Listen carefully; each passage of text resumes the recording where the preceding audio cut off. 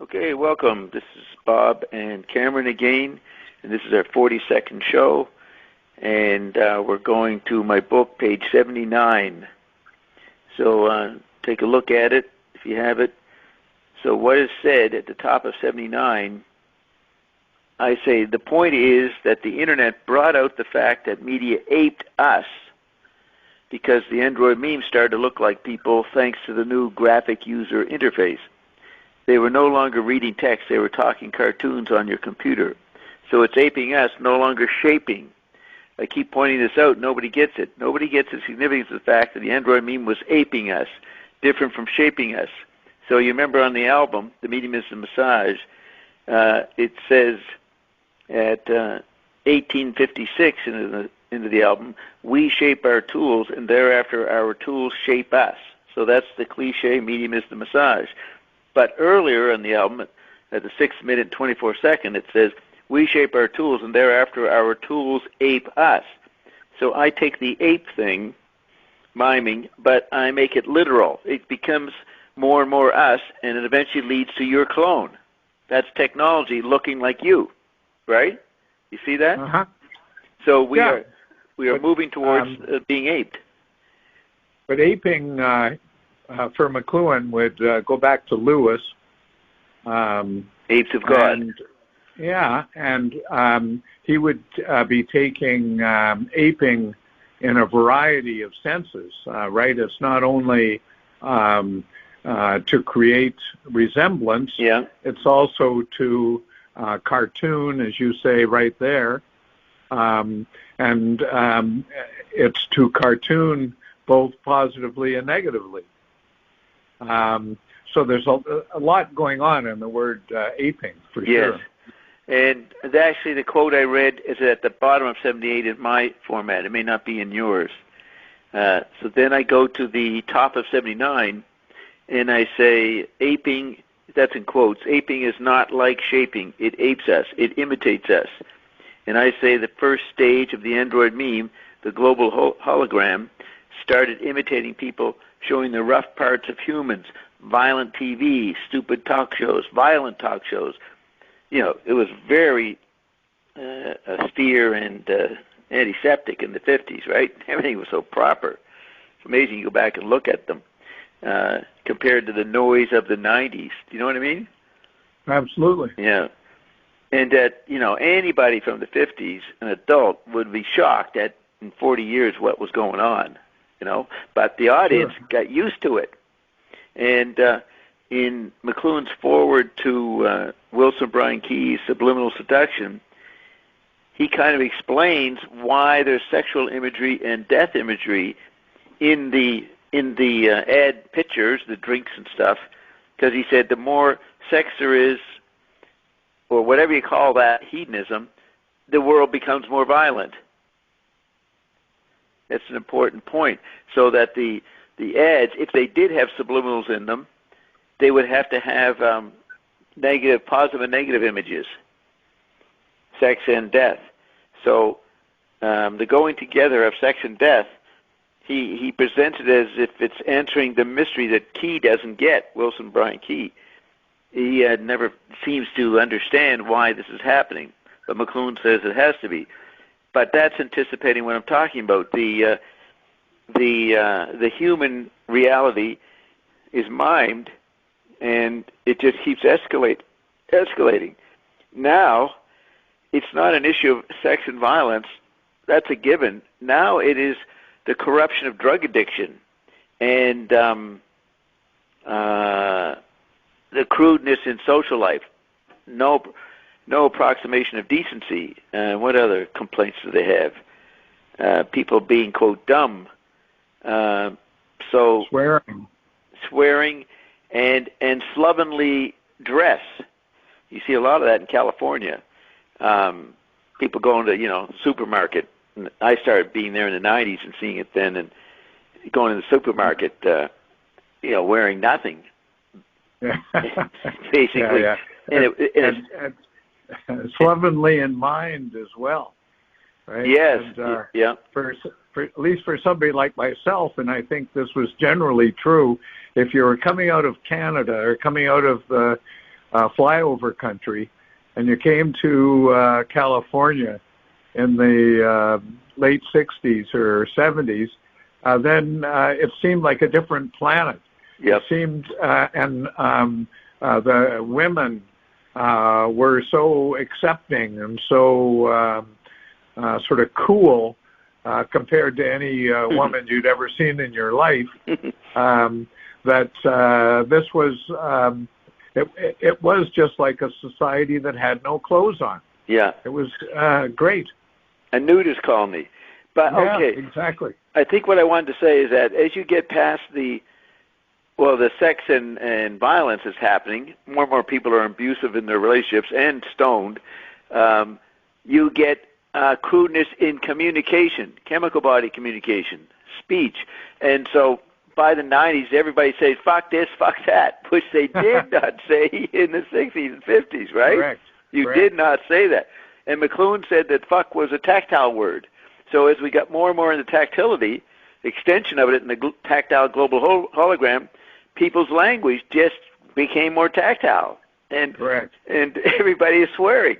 And it's, I mean, you know, Trump probably swore during a couple of his speeches a couple of years ago. Oh, yeah. Yeah, on Ian and Bob, you've got Trump swearing. Is that right? Is it yeah, like calling somebody a fucking idiot? I forget who. Oh, General Milley. Oh yeah. That's right. Yeah.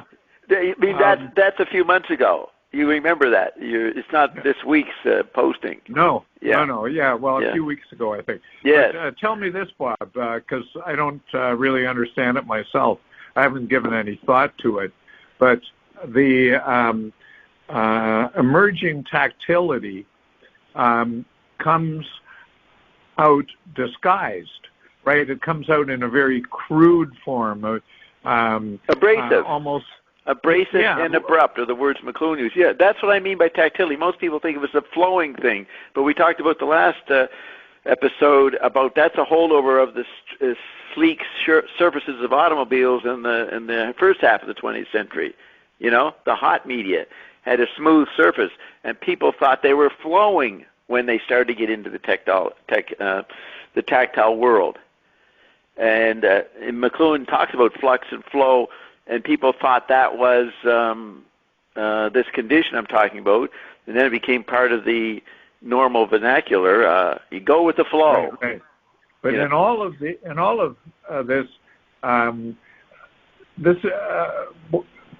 what we're talking about is tactility as a kind of manifestation, right? Yeah. In the sense of you have carbon as an element, and then you have graphite as a manifestation of that element, but you could also have a diamond, or you could also have carbon in a whole bunch of compounds.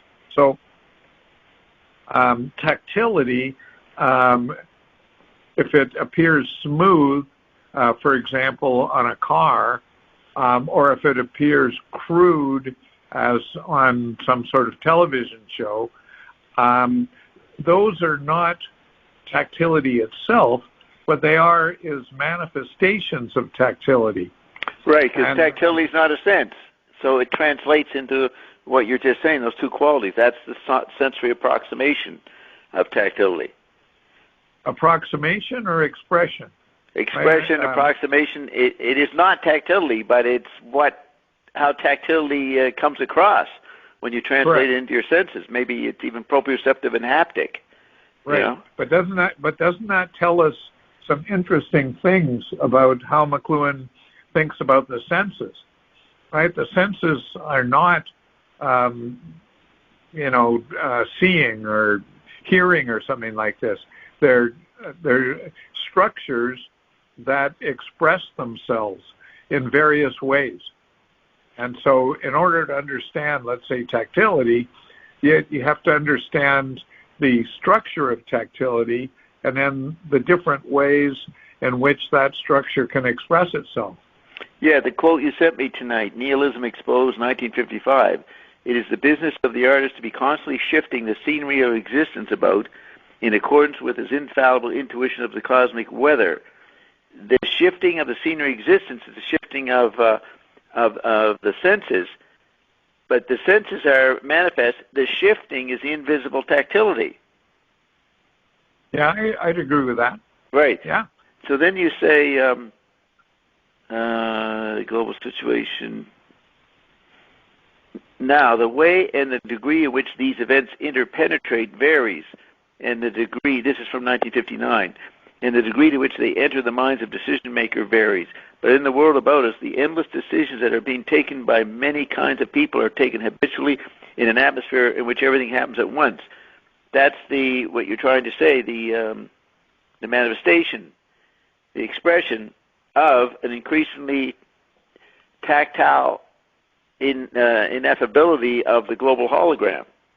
So the world is, McLuhan said TV was tactile, but then by the late 60s, the global environment is tactile because TV has a tactile relationship to the other media, which means there's some resonant node that's forming, the global membrane, which you can't see or feel because it's not a sense, but the interaction, the translation of it into a known sense is increasingly abrasive, abrupt, and interactive. And the world, you see what's funny, you can look at the images of science fiction in the first half of the 20th century where people talk about a future situation like, say, Brave New World.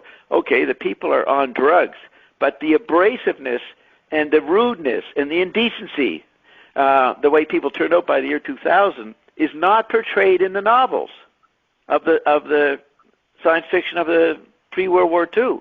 They don't see what McLuhan called the surface manners of life becoming, quote, more tactile, which is abrupt and crude, because it's more abrasive. The interaction, the bumping, which you think is in the brain, this flow of data coming in with your senses, which might be synesthetic, and then this ineffable organism of non-sensory tactility organizes the data into a coherent consciousness according to the bias of the culture. That, in old terms, would be the mind, right? Humans don't know what the mind is, but the blankness, the nothingness of tactility is mind. It's an update of that word, right? Correct. So generally that's not only not seen in McLuhan research, it's avoided. It's like ideas that are penned off somewhere that you can't go near because it's radioactive. Yeah, and I mean, I know there's a couple of books in the late 50s, The Coming Mind War, The War for the Men's Minds, and that's visual Gutenberg interpretation of brain content or propaganda messages, and McLuhan, spent his life saying, no, there's an environmental effect. The mind war is tactility. It's actually, you get a glimpse of mind if you see it as an expression of tactility, because he brings in the senses, whereas the traditional literate thing is the mind is split from the body, right? And that's a mistake. But that's a visual bias.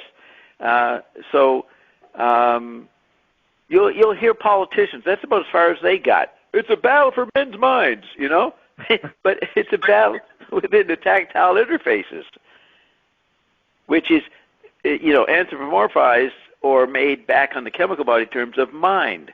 So we're still in, if you know mind is tactility, you can go back and read something written in 1910 that might say the battle for men's minds. That's tactility. You can see those words are appropriate if you know mind means that, or at least McLuhan updated the imaging or the operation of the collective mind. So that's you can see that in the Greeks already. For example, what's an example? Well, for the Greeks are often talking about different ways of looking at the world, different types of mind. Mm-hmm. This is this is what Havelock saw as arising as a result of the alphabet. Yeah. For the first time, people become conscious of different ways of exercising the mind. And so in Plato and Aristotle, for example, there's a great concern with how different philosophers look at things and how the ways in which they're right and wrong in doing that. So what you were talking about in 1910, which I think is absolutely right, actually is also characteristic of Plato and Aristotle. So it's characteristic of the whole tradition for 2,500 years. Right. In the alphabet and writing brought in nuances of meaning in semantics. So it got more complicated in people's communication, whereas pre-literate people were more abrupt. They were aware of resonance and multi-leveled, but they lived abruptly, whereas the alphabetic effect made humans the opposite. They were not as blunt. They were abstract.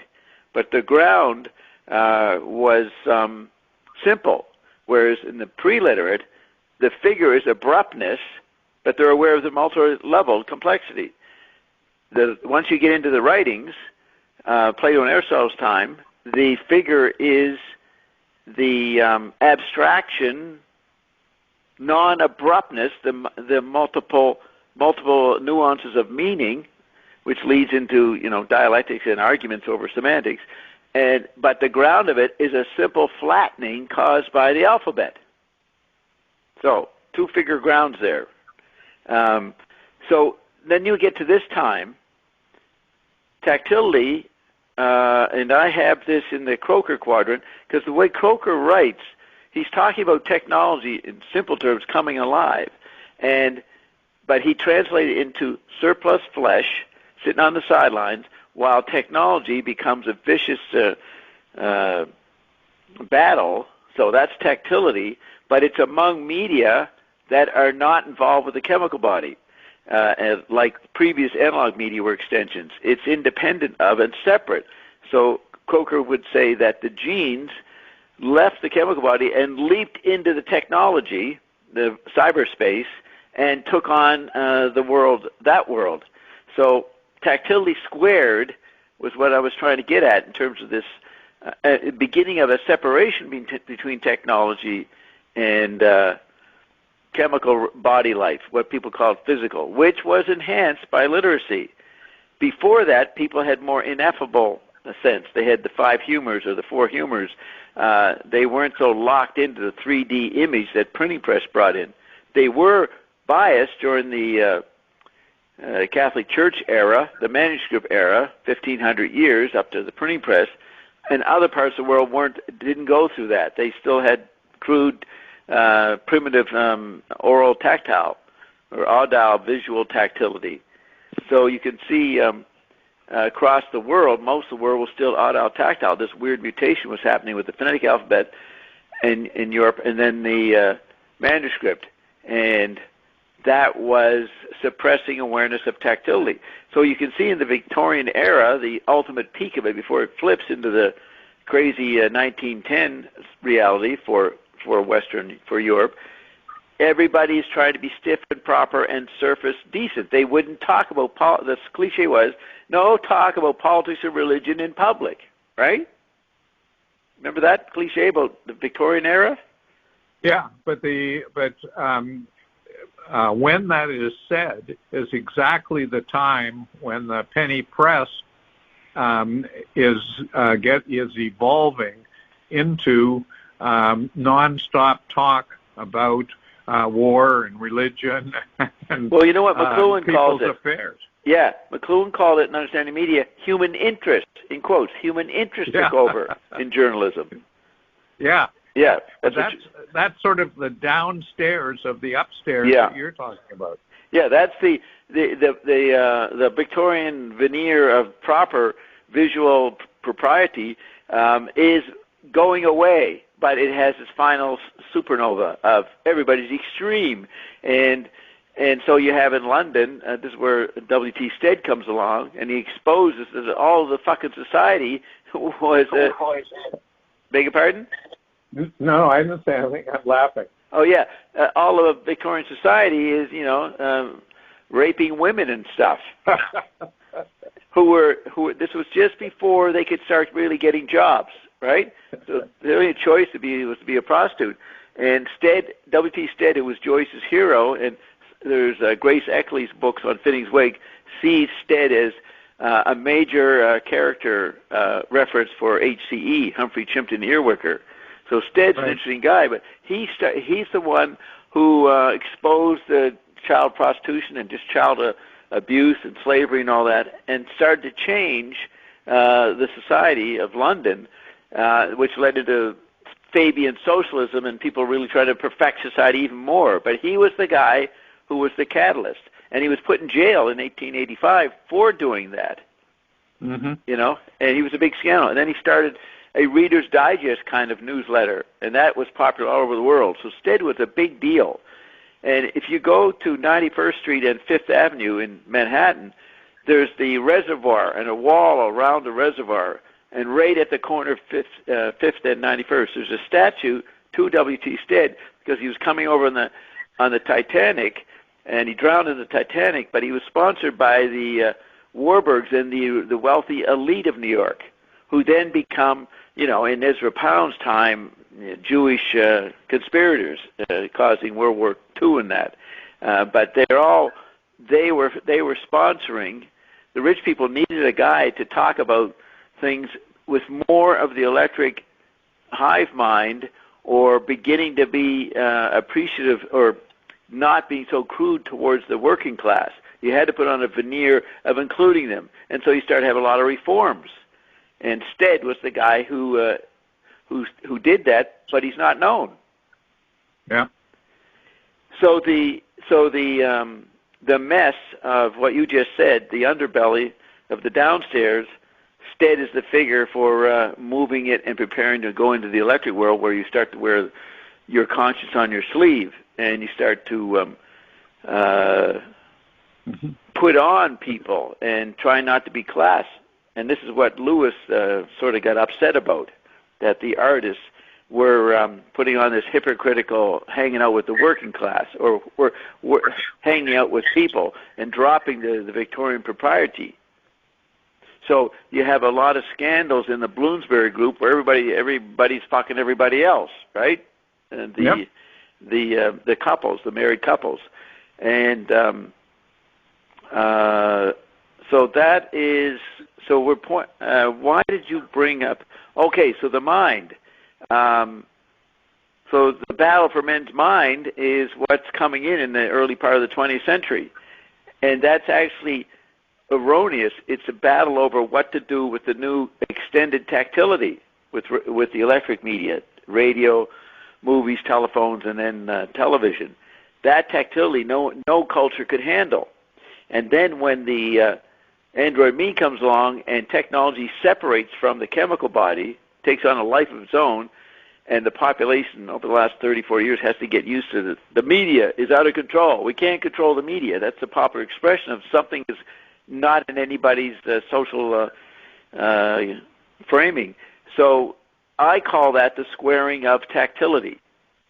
So the Android meme is the squaring of tactility. The tactility leaps out of the first nature and goes into second nature in extremis.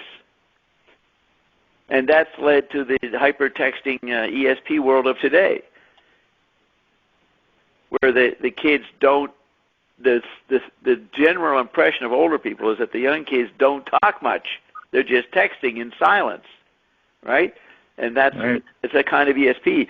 So McLuhan writes in the 50s, there's an analog ESP with the television environment, but then the global theater complicates that, and then you get an extended ESP plus the digital autonomy of the individual we talked about last time, the isolation of the chemical body that he doesn't have in the hive mind of the 50s and 60s.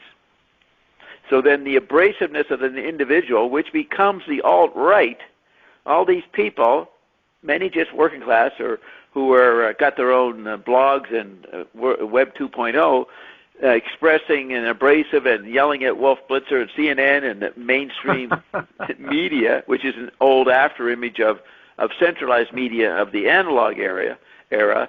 So everybody's yelling and screaming and maintaining and making a big value out of their independence, out of their freedom, their rights, their individual rights. And that's the meme retrieval that Trump ran on. Yeah. Yeah. And I think that's a good story. Good. And did I make it too linear? phase those shifts? No. That's I think that's important for your book. Yeah. So your pamphlet. Yeah. So I'm talking about that here. So let's see what I say. Where's evidence that I did say that? So I have here at top of 79. Aping is not like shaping. It apes us. It imitates us. And I say the first stage of the android meme, first stage, the global holograms started imitating people showing the rough parts of humans, violent TV, stupid talk shows, violent talk shows. This was the way humans were, and TV was no longer a polite place, that be in the 50s. It became a rough place, and that was the android meme, looking like people. And people now, this is a silly statement, android meme, looking like people, but I'm trying to say that the humans are becoming more tactile in their chemical bodies, and they're more and more adjusting to the tactility. So it's actually looking like rough, pre-literate people. You know what I mean? Losing Sure. the whole surface propriety of visual space. And so I'm saying that's the way people really are. Well, for the majority of humanity, they weren't literate, they weren't visual, they were like that. Sure. So and we all are like that. I mean, it's not as if some people are and some people aren't. Yeah.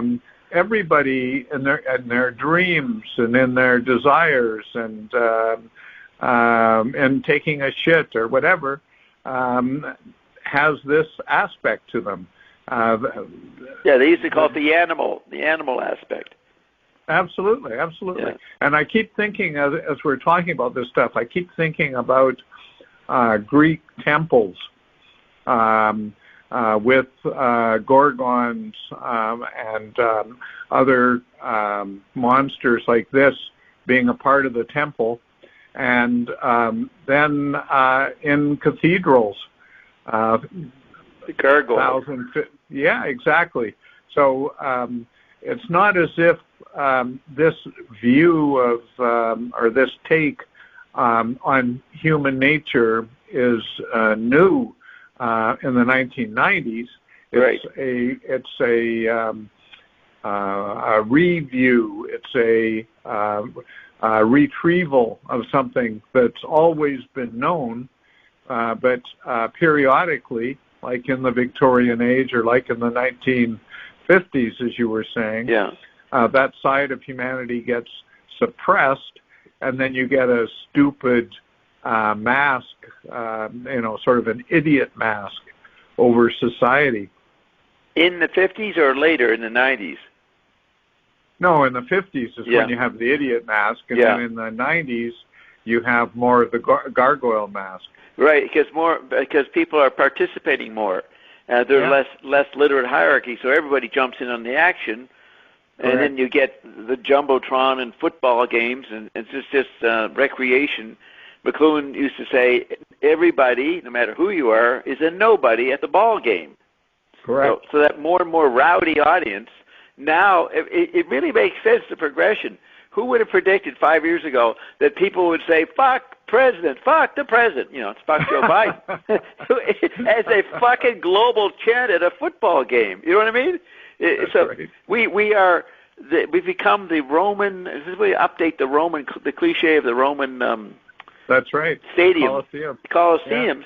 But it's in the communication world of crudeness, right? We're not watching people get slaughtered physically. We're watching them be fucking incredibly outrageous and impolite in public expression, to the point they're saying the president fucked Joe Biden. And then there's the irony, the participatory irony of that this girl or somebody changes it to Go Brandon to cover up something, bring in some old-fashioned mainstream media decency, and it didn't work. And so but it allowed everybody to be crude indirectly by saying Correct. "Go Brendan" or whatever it is instead of "Fuck Biden."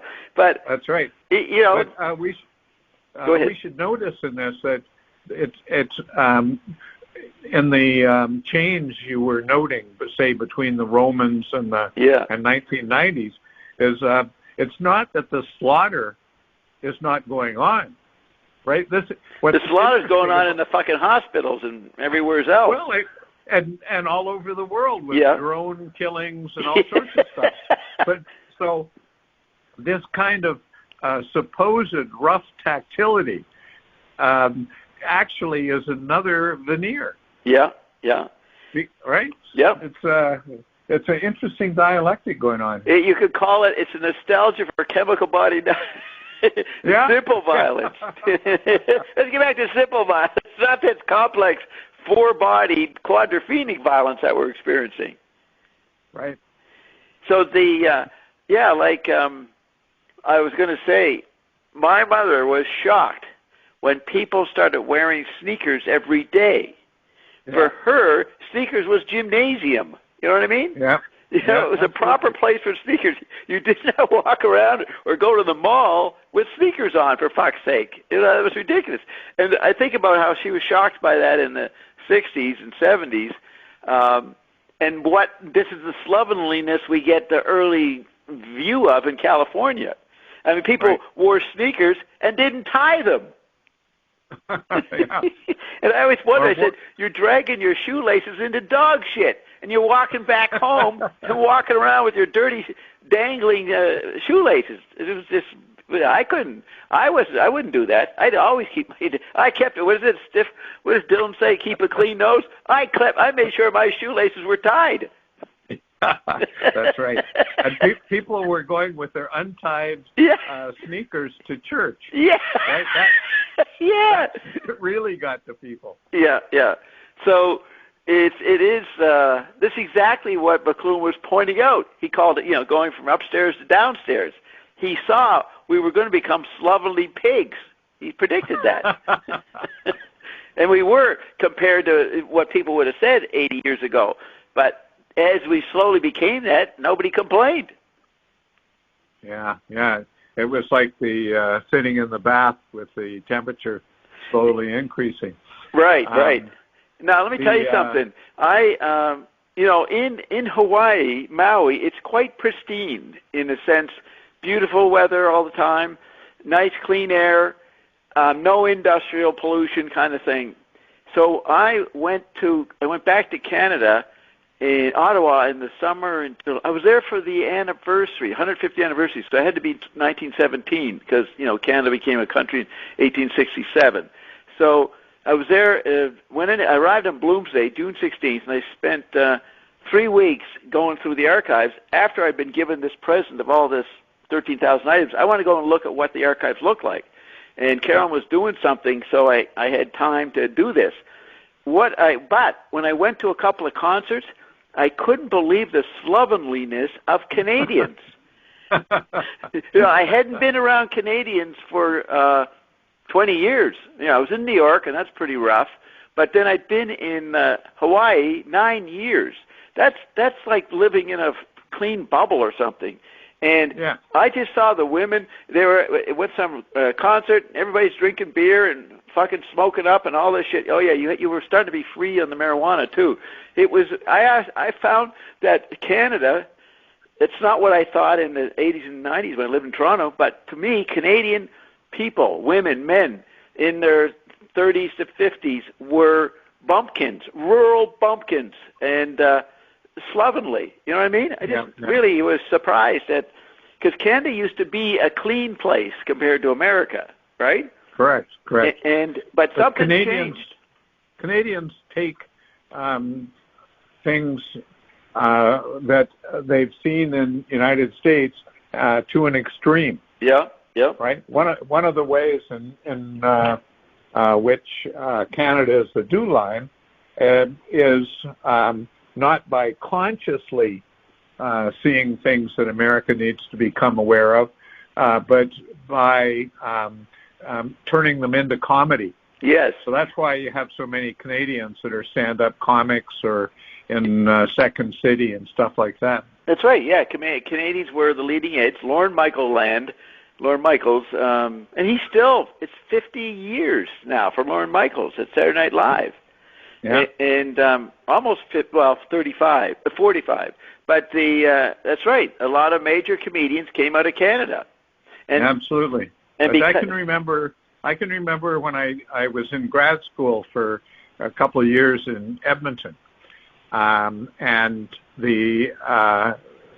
you'd go to the bar, maybe you play some industrial league hockey or something like this, and then you'd go to the bar, and people would just be talking, half drunk, about the world around them. Yeah. And it was funny as hell, right? Yeah. These guys were plumbers and electricians and stuff like this, but they could see sort of what was going on in an exaggerated way and laughing about it. That's right. Well, that's what McLuhan said. The Canadians had the advantage of being beside the beast, and this is why Can Lit became important around the rest of the world, because Canadian authors were writing about the media dynamic of North America, focused on America becoming a world environment, and the Canadians registered it with a detached, literate, philosophical perspective, which leads into humor. So Canadians they had a bit of detachment, more than the Americans did, about their own scene, and that led to comedy and self-reflexiveness about the media environment that all of North America was in, but the Canadians had this peculiar detachment. I'm just thinking now, they were like the butlers and the servants who were joking about the aristocrat bosses down in the basement. You know what I mean? Yeah, that's right. And to some extent, I believe that's been lost, or at least it's in the process of being lost, because Canada is just being swallowed by the American monster. So, there's something. Canada doesn't have the charisma it used to have. Maybe no, for sure. Because it was a balanced, literate, sane position. You know, Lester Pearson, Peace Prize, and all that stuff. But that liberal humanism, it's like the last enclave of liberal decency, and it's been abandoned everywhere. And Canada is finding it hard to adjust to the new, tough, abrasive, tactile, squared world. Absolutely. Yeah, Canada's lost, you could say, at the moment. Yeah. And when did you kind of notice? Would you go back to Canada and notice this, or just pick up on it while you were in California? Oh, I don't know. I mean... would you have said that about Canada 15 years ago? No, probably not. I would probably have said 15 years ago that Canada was very divided in its perceptions of itself and of the world. Yeah, it hadn't totally fallen yet. Correct. And I see this kid. You have a kid prime minister, which is maybe Canadians trying to maintain their innocence. You know what I mean? I think so. Yeah, I think so. And of course, it's doing the exact opposite. Yeah. And Trudeau is, that among today in the COVID world, they lump Canada in with Australia as run by the British Empire, and it's a fascist place in dealing with the COVID problem. Canada's lost. I hear Americans talk about this. Joe Rogan was, I think, saying it. He was putting down Canada as going along with the Australian authoritarianism or whatever's going on there. Right. But at least in Australia, they're rebelling. Yes. In Canada, they just go along with it. It's unbelievable. That's right. There's nothing in Canada. It has no way of publicly expressing himself. It's sort of so passive and given up. Just do to us what you want. Yeah. Abuse it. And go ahead. Well, they just even people that are very intelligent just mime what they've heard the day before from the CBC and CTV and the major media in Toronto. And they find Trump incredibly ugly, Oh, if Canadian elections can be maintained as either pro and anti-Trump yes, into the indefinite future, then Canada will always be ruled by some variety of anti-Trump. yeah, and McLuhan first wrote about that in the 70s when Trudeau kind of lost around 1974. He got close. He almost lost to Stanfield. And McLuhan wrote an article saying that people thought they were dealing with Nixon. You know, the American news media was really starting to dominate Canada for Canadians. And so the Nixon, Watergate Nixon, or those troubles in 73, 74, entered into the imagery of Canadian elections. Do you remember that article? No, but it sounds right, what you're saying. Yeah, he said, Nixon's problems affected Trudeau. It got overlaid somehow. And so I'm saying that's an early version of you're a Canadian, but you're pro-Trump or anti-Trump. There's no Canadian culture, no Canadian political structure. Yeah, because Toronto desperately wants to be in the United States. Yeah. Right? And Toronto basically decides the Canadian election. There's so many seats in metropolitan Toronto. Yeah. That if you can convince the Torontonians that they're being American by voting for Trudeau, let's say, then everybody's going to vote for Trudeau. Yeah.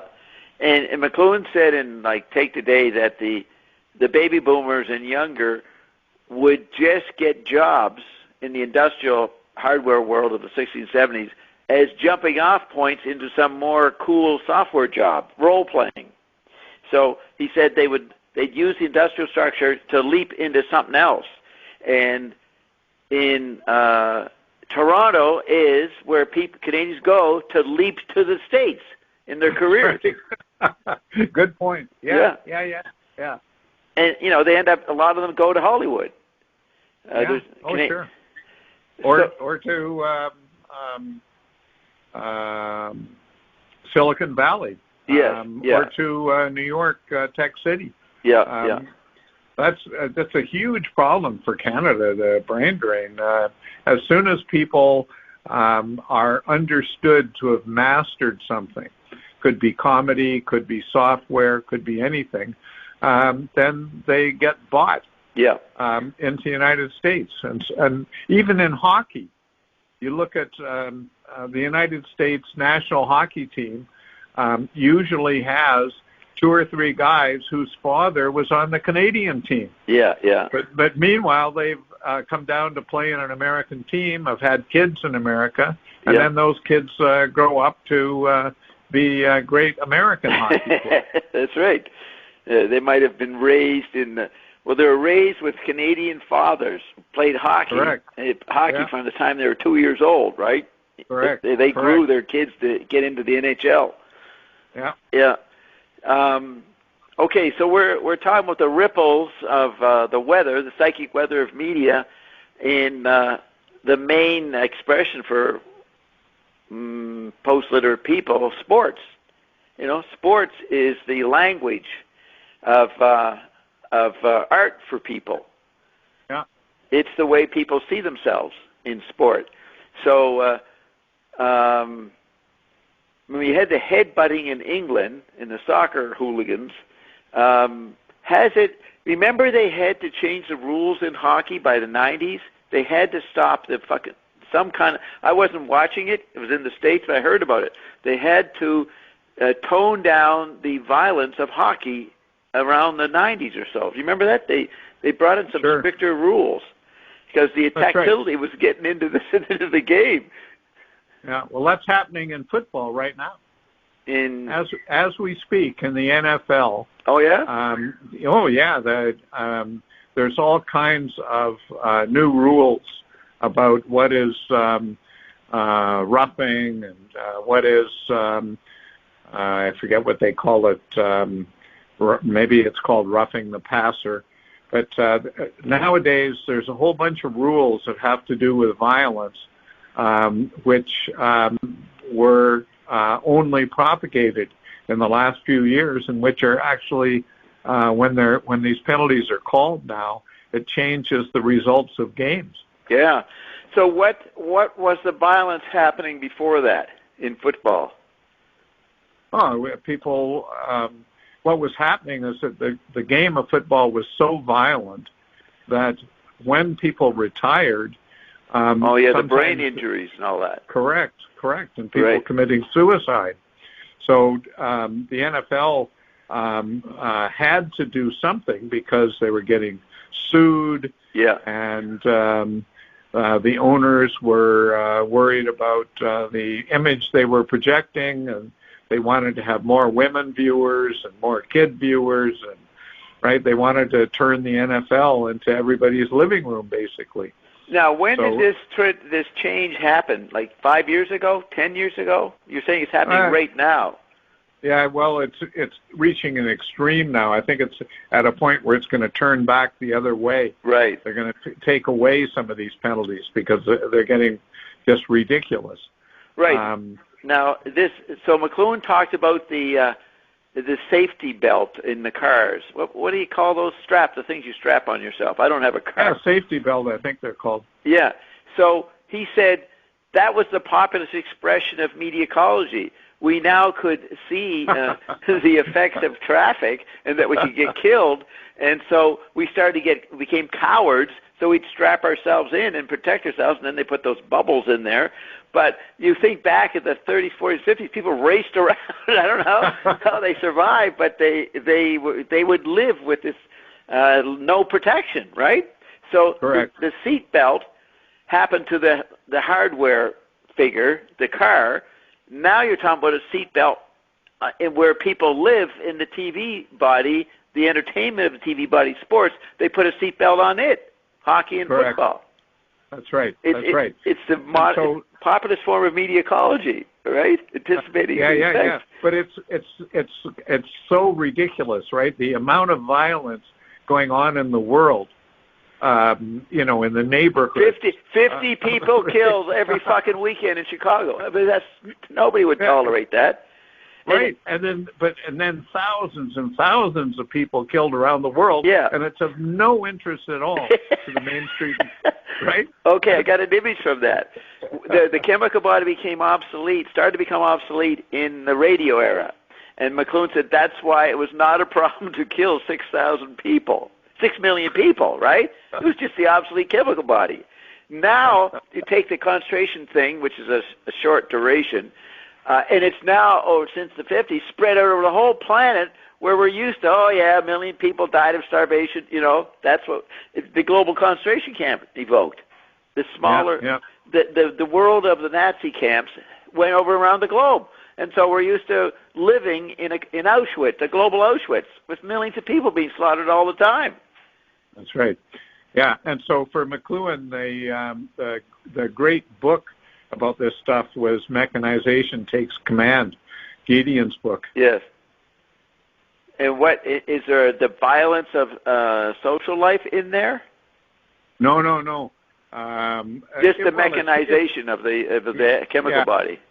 Well, it's hinted at, and it's got a long discussion of the slaughtering of animals for food. Right. Yeah. And how the food industry became mechanized, and so the subtopic there is that this is also happening with people. Yes, and more it happened in hospitals. So McLuhan said anesthetics allowed the surgeons to do more and more torturous things on people. He said that after he fucking got it, after he had 22 hours in under the knife, in 67. Again, that shows you McLuhan is writing on a diary level, because in 68, after his surgery and all that, in War and Peace and Global Village, he's talking about the hidden environment of anesthetics. He said, why apply it to surgery? Apply it to recovery, he said. Yeah. And the same thing happens again after he had his heart attack in 1970. Then for a couple of years after that, he's complaining about how the recovery is worse than the disease. Yeah. Okay, so this is by, what do you say, by means of explaining what I meant by tactility squared. That's what we're. Yeah. So we're sort of going round and round that topic. Right. Which is fine. That's a good way of explaining it. Yeah. And so I said. In fact, you even use the phrase the Baroque spiral of tactility squared. Yeah.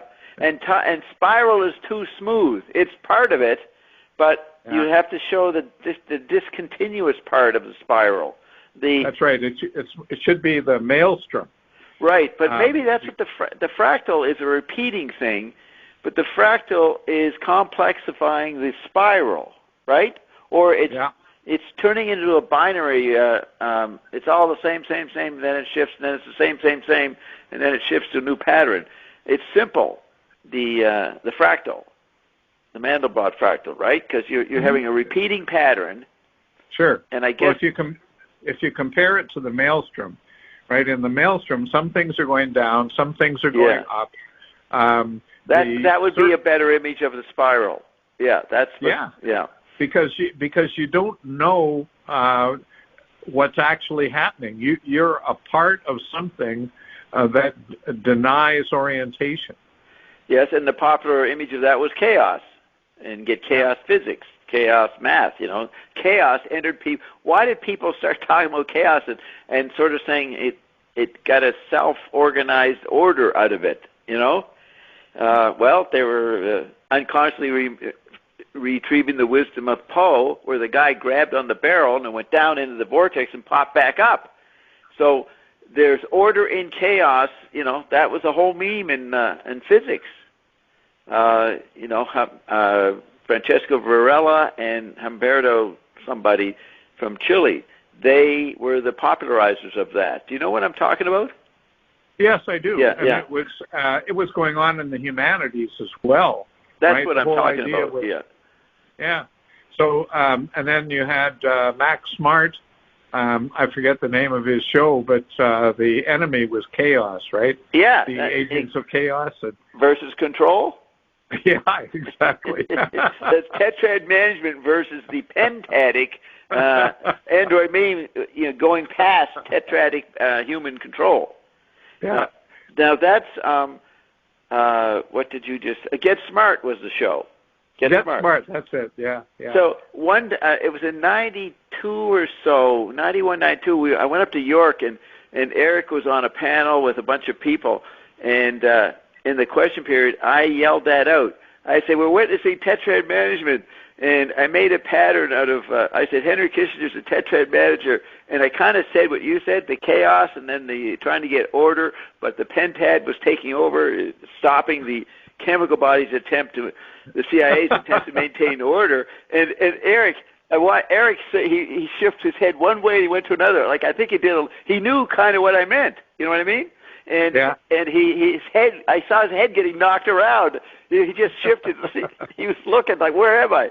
And then years later, I found out that he said in some public thing, he said, well, Bob Dobbs says that, Kissinger's a tetrad manager. He took it in. You know what I mean? He understood. Yeah, I see the CIA or the management of the word that makes the market. That's tetrad management on the daily pattern recognition level, because everybody has to know the daily pattern. That's why they watch the news, or they used to, and that is what was managed. The White House, the word that makes the market, managed the ongoing chaos of new patterns that people were noticing, which were effects of the software world, not the hardware media, the software media, because people were processing imagery 24/7 once you got into the... Nowadays, the presidential office can't even manage itself. That's right. Well, that's where Trump... Ion said that Obama was the last president. So Trump was not a president. He was expressing the present, the total chaos that we were getting in the extremes of Web 2.0, because everybody was expressing themselves so violently all over the place, and then that led to the alt-right icon. But somebody wanted to get back to decency or some kind of order of get the tetrad managers back in control away from the pentatic Trump. and they came up with this fucking idiot, and it was so rearview mirror, it failed within 3 months. You know what I mean? And now there's nothing but hatred for the White House, disgust with it, because they couldn't manage the media, because the White House was not the central organizing point anymore. Trump ruined that. You can't have a chaotic guy that Trump's image was in the word that makes the market, which was the White House. And McLuhan called them the trigger men, right? Kissinger was a trigger man. He's the one who organized the big patterns. You remember that quote? But Trump was also made by the media, right? So yeah, it was the media itself in some sort of I wouldn't suicide. even call it media. I'd call it Android meme or tech body. Trump is in response to the tech body. He's part of the tech body manufacturing, which we're trying to get to explaining. So I'll explain that more when we get there. But what were you saying about it? Did you want to finish your sentence about that? That Trump? No, I just wanted to say that it's not the case that things can't be managed. It's the things that you want to manage have themselves imploded. Yeah. You can't have management. No, that's right. The whole concept of management explodes. Yeah, and that was expressed by McLuhan in the 60s when he said, a great philosopher king could not bring order to our time. Correct. The elder, the wise elders, the genius elders, it was beyond. And it's interesting Canada produced Trudeau, who had a wise charisma, but he also had a tribal face, and he actually had a sense of humor in a way. Remember how he made fun of the Queen? He's sailed down the banister in Buckingham Palace and things like that. He was like Trump walking in front of the Queen a few years ago. So, right. And McLuhan would point out that you could not have a Trudeau in the White House because America was on the spot. It was the control mechanism, and you couldn't have such casual elan that Trudeau had in the serious White House. You had to have serious deadpan faces like Nixon's or LBJ. Right? Yeah. And then Carter, he ruined it. His face was too boyish. He didn't keep on the demeanor. What the word is? Demeanor. The demeanor. He didn't have the demeanor of sobriety, which Nixon had. Because remember, Nixon was the corrupt lawyer, and he was up against the surfer Kennedy. Now, the surfer Kennedy wins in 60, but by 68, violent year, getting into the global tactility, the global theater, you need a more serious guy, a guy who knew how to handle the mafia and work with the mafia, right? That's Nixon in 68. And then you have, after the boyishness of Carter, you brought in a very serious deadpan face, early precursor to George Bush Jr.'s dumb face, and then even dumb Trump. But Reagan, he had to represent a small town sobriety. You know what I mean? No longer urban. He was a Carter update, you could say. So, all the presidents stand on the previous images and add new wrinkles to it. So that's right. Yeah, Bill Clinton was everybody. Kennedy, Reagan, the whole quadrophenic panoply. Then that flipped. People, in a way, didn't care about the White House image anymore. They were sick of having to monitor it, and Gore and Clinton blew it. So they brought in a guy who consciously bragged that he didn't read the newspapers and was not informed. That was George Bush Jr. He was a post-information guy, image or charisma. Post-information in every way. Yeah. And then they had to bring in a smoothie. And remember, tactility is black. That's the color of tactility. The non-color is black. So they had to bring in a hyper solid tactile image and black tactile image, and that's Obama, who was supposedly very sober and measured and wise, even though he kept contradicting himself with the wars he got himself into and the droning. But he had an appeal to a sobriety, but he was a black sobriety. You know what I mean? Mm-hmm. Yeah. And then that flipped into no more White House. Yeah. Obama was sort of the last gasp attempt to show that management was still possible. Yeah. Not possible in the old white way, executive white shirt way, but in a new inclusive way.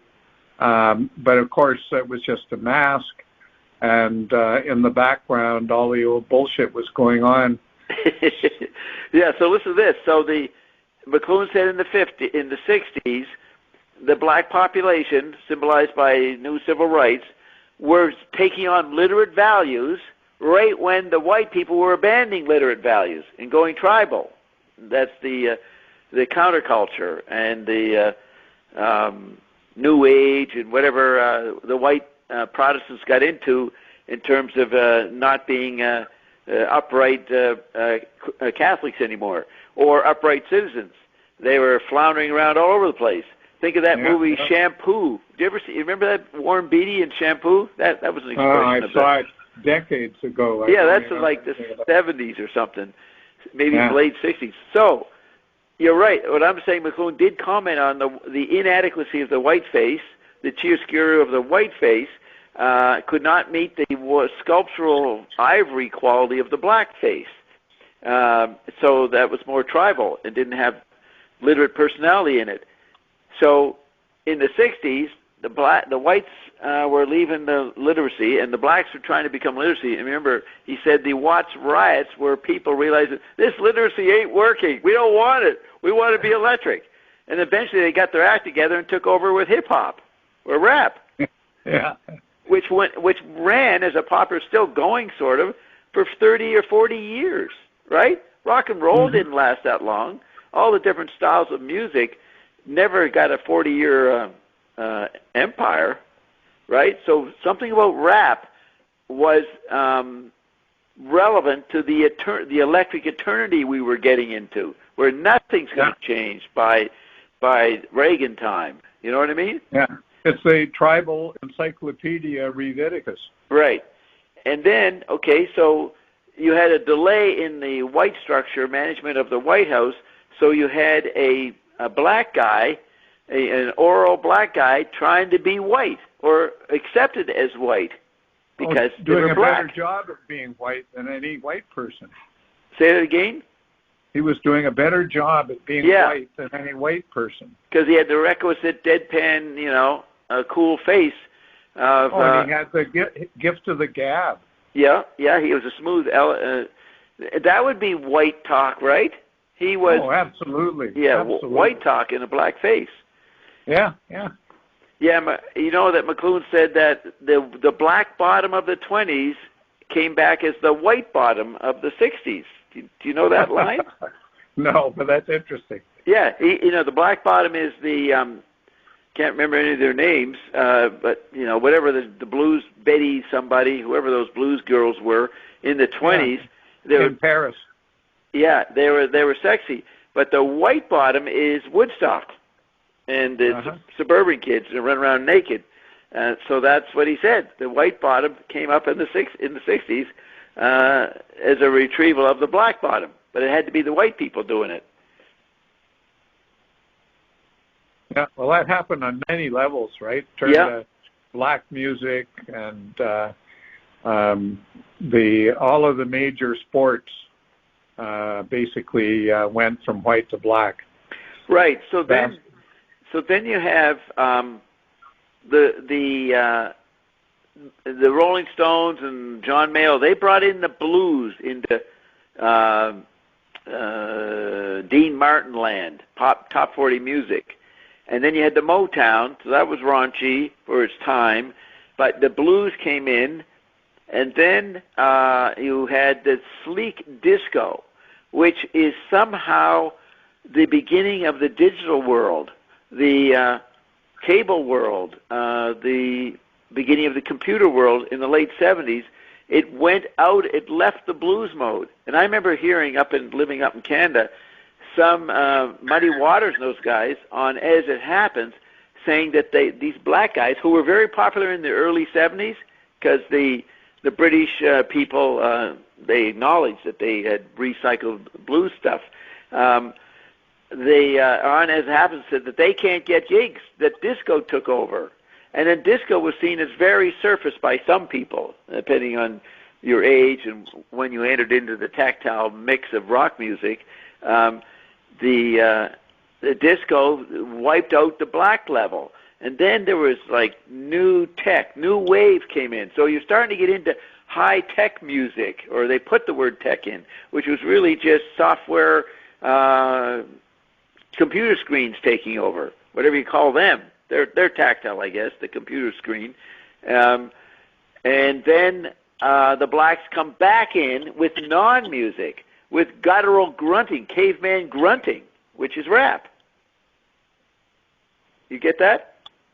Well, sort of, but I mean, it's more than grunting, right? No, but it's for the white person. It's not music, you know. Right. Okay. You're talking about from a certain perspective. Yeah. Well, the majority of North America is white, and they're reacting to the fads. And so I encountered many people I knew when rap came in, you know, by the mid '80s, because I was at CKLN, and I could see a lot of the baby boomers or even Generation Xers were having trouble accepting rap. It just was too non-musical, or just crazy, you know, and the scratching of the record. So, but then 30 years of that, it's just like people hated the Beatles in the 60s. We're dancing to the Beatles at their weddings in the 80s. Well, rap became accepted. The population got molded by the frequencies of the Android meme era, let's say, and the rap resonated with that, rap and hip hop. Yeah. Well, the whole world is rapping. Yeah, and that's where we're moving. We've been in an electric eternity since the 80s. We had completely wiped out literacy and any vestiges of any sanity, and so that's why the Reagan image was trying to retrieve it, but on a small town, non-literate level. You know, the local yokel of small town reality is what Reagan was appealing to, and then it's actually happened through politics from that point on, because only 30% of Americans vote. 70% don't engage in it. It's not a relevant environment. They're living beyond it, multi-level, quadrophenic. So once we got to the Reagan era, you know, fundamentalism, conservatism of preserving your national image went all over the planet. You understand that the fundamentalists of, since global tourism took over, every country started to celebrate its tribal institutions.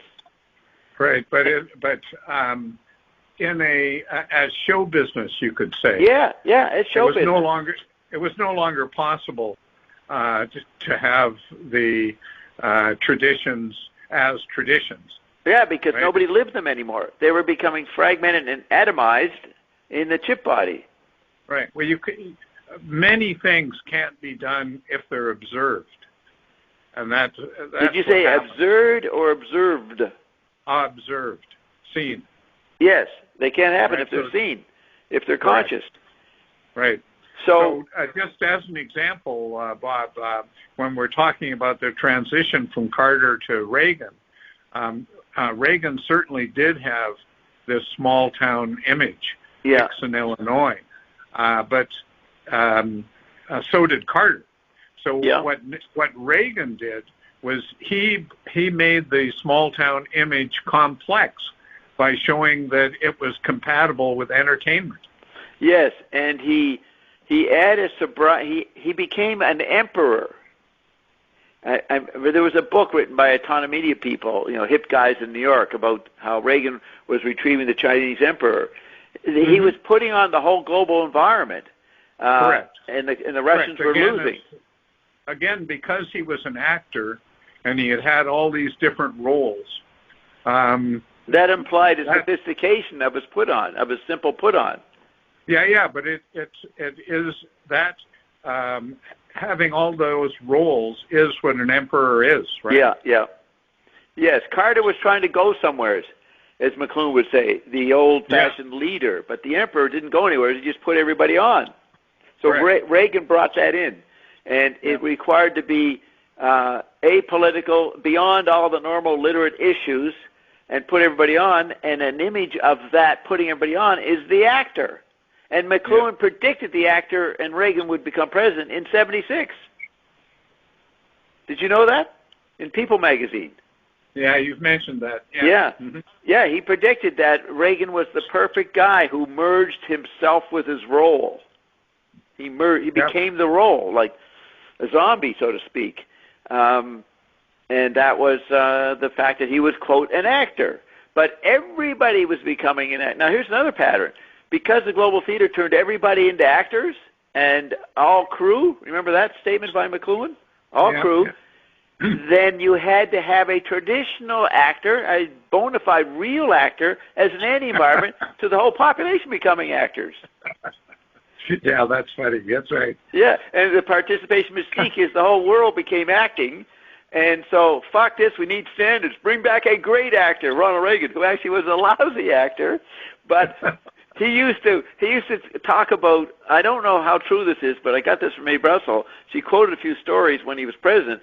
He would talk about his life in World War II, his service, and he'd be talking about the movies he was in.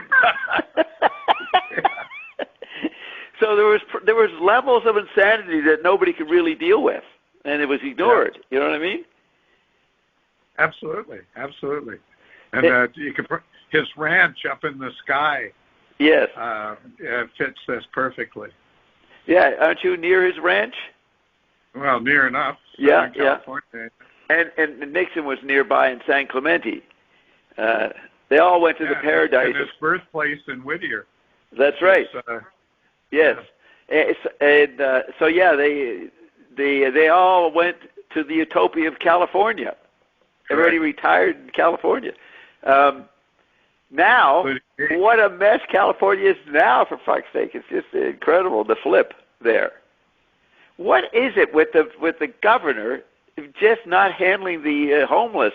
What is a McLuhan version of why the homeless cannot be handled properly in L.A., say, or San Francisco? Well, I mean, you see, the whole question is what properly means.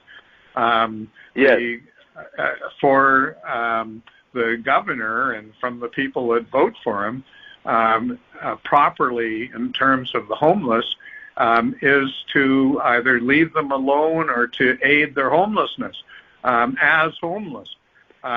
So for that type of thinking, homelessness is more or less what we all are. Right. Now that's what I'm going to quote you. In 64, McLuhan wrote in Understanding Media that we were going to become drifting homeless people. He said that. Okay. Sure. Well, that's what tactility is in a certain sense. Yeah. So as over the next 50 years, the whole world becomes homeless because they're living in many different spaces, quadrophenic spaces. So there now is great respect for homeless people, and they're allowed to have the rights to set up a tent wherever they want to. That would be archetypalizing the chemical body homelessness. Yeah. Well, they're the only authentic ones. That's right. We're honoring the real people, just like Reagan was a real actor, not these amateurs that were in your neighborhood. So this is updating the application of McLuhan's patterns. It works. You know what I mean? Yes, sir. So we're in this electric eternity, and Trump objected to it, and he wanted to get back to some place. He called it America. Bring back America. Make America great again. But all of these things were not external to the world of entertainment. They were internal to it. Yeah. That's the big problem with Trumpism and all this stuff, is that it's true that it would be good to see through the world of entertainment, but to try to do that with Trump is a very difficult matter. Right, because politics was becoming more entertaining than entertainment. Sure, as McLuhan said. Yeah, the viciousness. I think Zappa said that politics was the B level of the entertainment world. It was for the B grade actors. Yeah, the ugly actors. Yeah. So and then then everything becomes politics, so there isn't politics, and everybody is supposedly yelling and screaming at each other. America has become very divided, and all the other stuff they've been saying for the last 5 years since Trump came in. So Trump expressed the extreme lack of civility in all of our bodies, not just the chemical body. Absolutely. Yeah. And then we got our comeuppance. We got the fucking plague, right? and then you have this great media ecology where everybody's forced to stay home.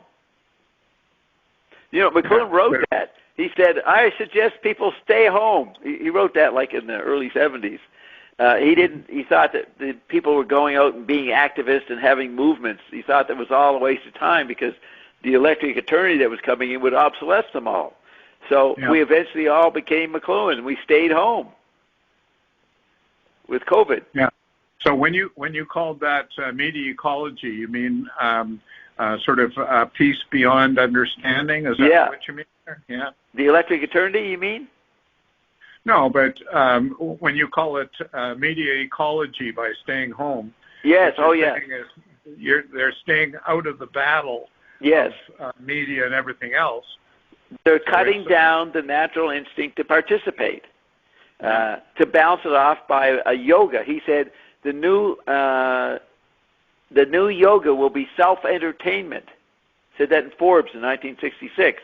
And that was a good line. And so over time, to this point, you would stay home and do self-entertainment and wouldn't be disrupting the ecology by engaging in the normal tactile chaos of everyday life, of the multiple bodies that were starting to be grown. Mm-hmm. So you withdrew from being the content. Yeah. Yes, that's this is one of the ways that he analyzed Eastern religions like Buddhism. Yes. Everybody's a dropout. Another thing he said in Understanding Media, the dropout phenomenon was going to spread. All kinds of citizens will be dropouts. You could say the 70% that don't vote are dropouts from civic responsibility. Right. But on McLuhan's analysis, everybody is dropping out all the time. We just don't have any notion of it. Right. And dropping in. That's in Take Today. Yes. Drop out and drop in. Yeah. That's the whole mode of human perception, dropping in and out every second, every microsecond. Yeah, so, that became the environments. That got extended. The drop in, drop out. So that may be what hip-hop means. You hop from body to body, environment to environment. Yeah, yeah. Perception to perception, personality to personality, absolutely. Yeah. So it's got a major what might be called a positive pole to it. Yeah, and so the jumping. Oh yeah. So in the literate age, to not be flat on matchable, you had to be known what you were. You were Catholic or something. Couldn't talk about it in public, but everybody knew you were a Catholic. So it was simple matching and categorization. And if you started to play with that in any way, you were a hypocrite, right? You started to move into the put-on, electric or pre-literate put-on. Now, as over the last 30 years, people started to put on different environments, hypocrisy got accepted. Or the problem of hypocrisy for literate people got accepted, and everybody became a liar, and it was given. You would accept chemical body lying because you were hopping from one environment to another, and so you would get people in their social lives would be in very different environments from whatever their job was. They would surprise where some people would join cults. Other people would become, drug addicts on the weekend or something. Right. So I'm talking about the put-on of environments and of bodies is the new hypocrisy. But McLuhan was very interesting in pointing out that people would find lying entirely acceptable and admirable in some contexts, but not in others, right? So you've been talking about people who were Catholic and then they weren't Catholic. People didn't say to themselves, well, I can be a Catholic even though I'm lying. No, that was impossible for them, right? But if they talked about going to a bar and giving the wrong name or saying they weren't married or something like that, then that was great. Yep, that made you more fluid. You could enjoy all the different environments. Yeah, so this is this rough tactility that you're talking about, where people weren't, they were out of control, and that they had different dominance in different aspects of their lives, and they had no idea how to square these dominance with their old values, the so-called values of Christmas, Easter, or Thanksgiving. I mean, all of those were involved in the mix now. Yeah, and so for a lot of people, every day was a party, a holiday. I mean, I remember McLuhan saying in the early 70s, he says, why do anything more than 6 months? And on top of that, since you can get, he says, I know a friend, he just quit his job and he got unemployment for a year or two. And that was quite shocking in the early 70s, that people could just drop out and do nothing. And the welfare society would give them some money. That flipped into hard times by the mid-70s. The welfare stuff was started to be imposed upon and cut back. And that made people, they'd lose their jobs, they'd get into the part-time economy, the temp economy, and the stress of could they get welfare, get a little bit. And overall, the population started to experience what McLuhan called tribal hardship. In literate societies, there's affluence and poverty. But not in tribal societies, everybody shares hardship. So by the 80s, in the Reagan era, there was stagflation and all these problems and more unemployment. So people started to experience hardship, and then that made them more casual and rough and drug or alcohol-oriented and just giving up and not being civilized and proper anymore, and showing up at work at 9 to 5 every week, every day. They didn't have values, but they needed values more than ever. Yeah. Although they didn't know they were expressing. And you know what that led into? That led into fundamentalists, everybody becoming a born-again Christian. That was the attempt to retrieve literate values. Sure. Virtue. Sure, of course. Yeah. Yeah, I remember. It's one rebound of being at loose ends. Right. And I remember Mailer, he was popular in the 60s as an interacting guy running for mayor and all this, beating up his wives. He had all kinds of different images.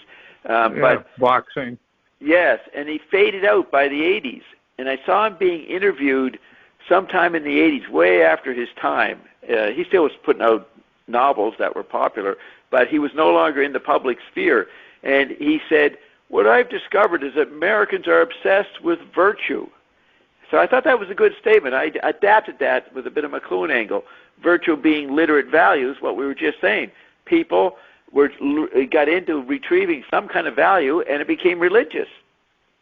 Yeah. It was so intense. Nietzsche had said this in the 1870s and 80s, right? That the fate of Western civilization is that people can't live without a morality. It's just that they don't have a traditional morality anymore. Right. And that they would do anything. Suicide themselves, suicide the entire planet out of morality. Right. McLuhan called that wearing your conscience on your sleeve. So people would find different forms of trying to be decent, like a lot of donation to charities or causes, or dropping out and get involved with causes yourself, like the World Vision Organization. They go out to the rest of the world and be missionaries. People who weren't inclined to be missionaries normally, but eventually would, in their identity crisis, become missionaries and drop out of North America, so to speak. It'd be all of this stuff is very manipulable. Yes. Right. So that behind all this stuff are media environments surveillance that are, well, surveilling and suggesting. Well, that's what I mean. The advertising ways to be was a good person and stuff. The advertising was doing the surveilling, and they could be a little more conscious of the trends and then reflect images back in the commercials and that and sell products as people formed identities just from watching advertising.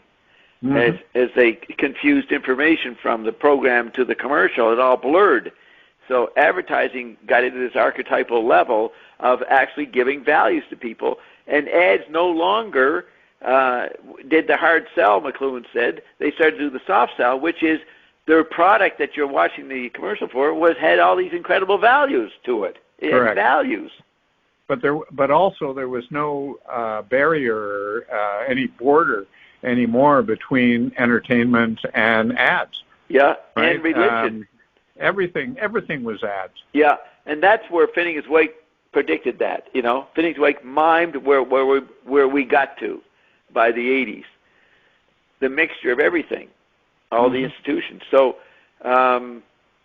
what the mixture? Then when the internet came in, you then could ignore the iconography, the mixed media iconography of the TV landscape, which was going to become, under digitalization, the TV body. But when people started to have the chip landscape with the internet, and it gradually became the chip body, they're now orbiting around all the old analog media and all the institutions. And Baudrillard talked about the orbiting economy. So that is another part of eternity, is the autonomy. And everybody's staying, they go to work and they go home and they get on the computer and start attacking people or whatever they do, and whatever form they're in, right? Expressing literate bashing opinions against each other. That became Reddit. Clinton experienced the Reddit world. It's interesting hearing, he grew up with it, and how the alt-right and the pro-Trumpers showed up in Reddit in 2013 and 2014 before Trump showed up. And they were out to get the matriarchs of the society, largely university professor feminists who had taken over academia. Theo told me that in his experience, the feminists took over the cultural studies and they wouldn't teach Joyce anymore. That would be in the 90s and 2000s. That was too male or too something. And so the women took over in the 2000s, running the culture and academia, and then the alt-right was a reaction to that by the discarnate, multi-bodied male principle, we'll call them, because they're not males, they're not chemical body males, they're the male principle, or a male ironic, satirical, Manipian attitude. Yeah, a male mask. Yeah, the male mask was a figure that Trump rode in on, and the audience saw that and they supported him. The male mask people. And the women were appalled. Remember, they had a global protest in the day after he was sworn in, it wasn't the election. Remember, they all wore pink hats, a million women, and they went to Washington. They protested the inauguration. Vaguely, a million man march. It was a million women march. But it was an expression of people being humiliated. The women, and McLuhan said, people would feel more and more ripped off in the 60s and 70s. Their old chemical body identities were just not going to make it anymore. So they were very, ressentiment was the postmodern word for it. A lot of ressentiment happened, right? Yeah. Another favorite word of Nietzsche. Yes, and then there came in 100 years after he died. Right. Yeah, he predicted the coming shifts or the big psychic storms. So the ressentiment and disgust with everything. McLuhan wrote about that just before he died. So the women were disgusted at what had been polluting the TV body. See, the TV by then it's not a landscape, it's a body. And everybody, as 1/5 of themselves, has the TV body. And the women objected to the pollution that had stormed into the TV body. That was the Trump image. And an anti-female, they took it personally. This is anti-women. And then the Me Too thing happened. Yeah. So you can, You can now. What we're saying, I don't think there's anybody in the world saying what we're saying. They don't know McLuhan enough to apply it. But it's very unique how we're analyzing what's happening beyond normal editorials and columns using right, left, or smart, stupid categories of literacy. You don't apply. You don't use those categories in this situation. Correct. And one thing I noticed is that in our talks, the amount of text that we're going through in your book is shrinking and shrinking and shrinking, right? Well, yeah, so, the more you understand my text, you don't need it. You're now joining the game. You've entered into the fray here. Well, a phrase like tactility squared, which is where we started, yes, is so loaded. It's so it's almost important. Too big. It's too big. That's right. Yeah. It's like the history of the universe. Yeah, we've squared the history of the universe. So that's what I'm saying here. Let me just finish this. It imitates us, the aping, and I say the first stage of the Android meme, the global hologram, that's in the 60s, started imitating people showing the rough parts of humans, violent TV, stupid talk shows, violent talk shows. That's where we got to. So the rest of the quote is, this was the way humans were, and TV was no longer a polite place. It became a rough place, and that was the Android meme, looking like people. Well, actually, I did say this. And people got distracted by that. I didn't say this line. And people got distracted by that and didn't know they were being simulated by the Android meme. They got distracted at the imitation of their chemical body issues, the violence of chemical body, and everybody started complaining that the population was getting dumber, and they missed the building of the TV body and the chip body. That came in as a novelty, maybe an escape from the disgust they were seeing in the TV body or the TV landscape with the violent TV content. So these bodies that you're talking about are getting born. Yes.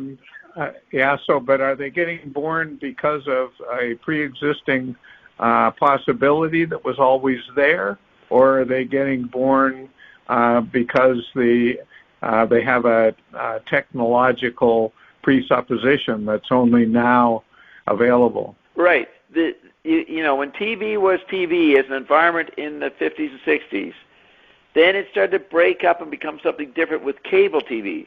And I don't know how much digitalization was in cable TV, but when you get to the digital world of the Internet, that absorbs the TV landscape, the chemical body landscape, and the astral landscape. It shrinks it, and you have the whole TV landscape, huge environment of the 50s, 60s, becomes an organ attached to you like a barnacle. And so you have the whole TV experience in your Palm Pilot. It's shrunk. The environment of it is shrunk. So the digitization is making the TV landscape, the chemical body landscape, and the astral landscape is making them bodies. That's the pattern here. So the digital technology made this happen, and then the chip body was digitization itself, and that became self-conscious, you could say. And then that becomes the Android meme, and technology comes alive. That would be the chip body. The chip world was digitizing the other spaces, the other landscapes, but then what happens to itself? It becomes self-reflexive, self-conscious something. So you could say the chip body is squared. You see what I'm saying? See, the chip body, I think so. The chip landscape is digitizing everything. That's normal common sense. But it gradually becomes shrunk and becomes a person's new body.